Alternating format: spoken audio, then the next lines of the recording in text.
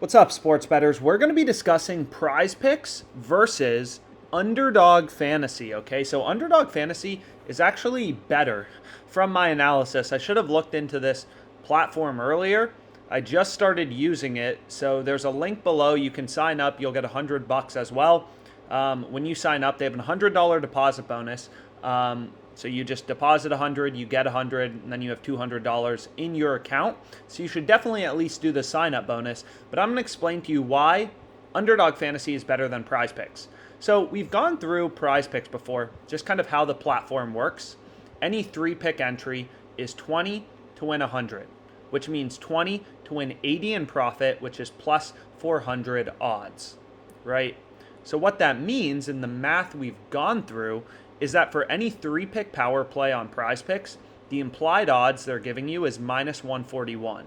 The implied juice they're giving you.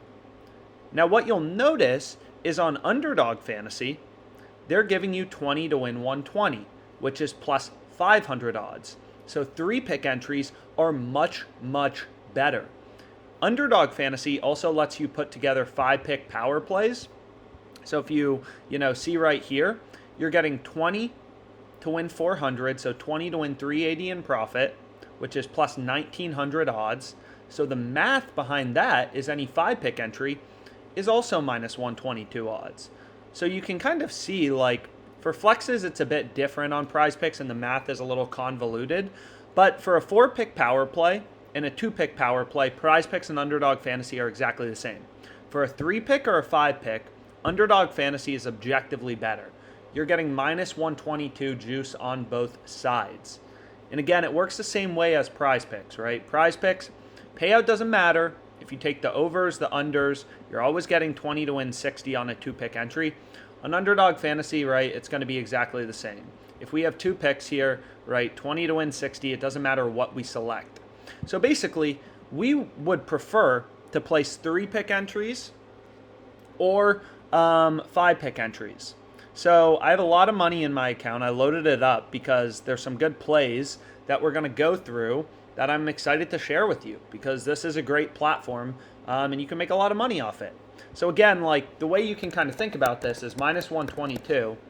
If you had a 3-leg parlay, right? We know on Underdog Fantasy for any 3 picks, 1, 2, 3, we're getting 20 to win 120 plus 500 odds, 20 to win 100 in profit. So we know that, let's go back here. Because the parlays always come out to plus 500 odds for a 3-pick entry on Underdog, we know that the implied price is going to be minus 122. For a 5-pick entry, it's going to be plus 1900. So you can see it's like very rough rounding, but basically you get the point. The juice for 3-pick entries and 5-pick entries is very advantageous as the sports bettor and much better than PrizePicks. So Underdog Fantasy, shout out to them for having a lot better odds. But anyways, video not promoted by Underdog Fantasy. It's just, I didn't even realize. So let's go ahead and let's get into some picks, right? Let's go through some picks that look very good for the upcoming week. So ideally, we can get at least 3. So what we can do is kind of like start out on any of the betting tools on OddsJam. So again, like if you're new to the OddsJam YouTube channel, all of the stuff we talk about is just like data-driven picks, math, but very simple math. Like this isn't that hard to understand, but basically it's just like because PrizePicks and Underdog, they like give you fixed payouts. You can compare the platforms, which one is more advantageous, and get a sense of like the odds they're charging.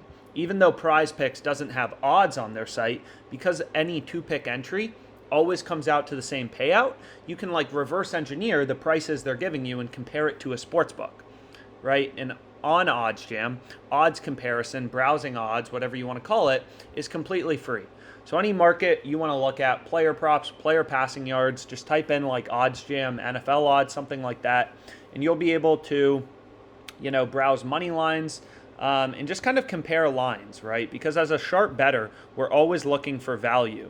So if I go to, for example, like player passing yards, or I actually have a play in this game, so we might as well go to it. So we'll go to passing touchdowns, unless it moved. So Lamar Jackson, right? This is an incredible play. I love it. Under 1.5 passing TDs.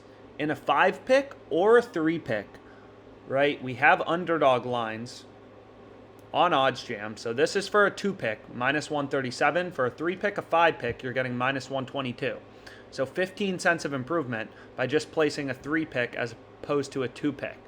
So this is the first play we love as a sports bettor, right? Completely free to browse odds in your location. You can, depending on where you're located, you'll of course see different sports books. But here we can see like, dang, we're getting minus 122 implied juice on underdog in a 3-pick or a 5-pick entry. And all the sports books have the under heavily juiced. And that's because obviously on sports books, they vary your payouts depending on if you select the over or the under, right? So Caesars has this minus 163. We're getting minus 122 implied juice on underdog. So when sportsbooks have the under heavily juiced, again, you can kind of get a sense of the win probability for your bet, right? So typically we use Pinnacle. Pinnacle is the sharpest bookmaker in the world. So what you can do is kind of like put in their market and see with the VIG removed, what's the true price, and then also what's the win probability for my bet. So I'll put in plus 138, minus 187. So if you want to bet on the under, you're laying minus 187 juice. You have to bet back 187 on Pinnacle to win 100. So they obviously are very bullish on Lamar Jackson under 1.5 passing touchdowns. They think it's 60.8% to occur, which means a true price of minus 155. Right? And we can get this in our underdog entry at minus 122. So basically, like, the only important thing you really need to understand is, sportsbooks imply win probabilities through their lines, right? Like, it's just supply and demand, right? It's kind of like the stock market. People buy a stock, it goes up. Sportsbooks, it's like if all the action's coming in on the under, it's a market. The sportsbook will start to, move lines in favor of the under. And it should be obvious too, right? Like if a team is a minus 900 favorite, let's say, you have like Chiefs versus frickin', Cowboys with no quarterback. If the Chiefs are like minus 900, they probably wouldn't be, but you get my point. They're 86% to win according to the sportsbooks, right? Sportsbooks imply win probabilities through their odds. So what you just can do is remove the VIG and see what's the sportsbook implying the win probability is. If a UFC fighter is minus 900, they're obviously a lot more likely to win than, let's say, a UFC fighter who's, minus 200. It's just basic math, right? So like minus 200 implies 64%. So you can use a no VIG odds calculator and just put in a sportsbook's over, under, whatever to get a sense of the win probability. So essentially, we know we're getting a great line on Underdog Fantasy for Lamar Jackson under 1.5 passing TDs. So let's go ahead and let's pull that up. I don't want any of these. Don't know them. So we're going to add this, and we'll see if we can get 5 picks. And if not, hey, that's okay. We'll take a 3-pick entry. So that's the first pick I really like. And then we can refresh OddsJam. You can look really at any of the betting tools to try to get a sense of where's the value. Here, it's like Pinnacle's a little less bullish, but you can see all the other sportsbooks are like very bullish on Tyler Conklin over 2.5 receptions. So maybe we go ahead and we add that in. Over 2.5 receptions.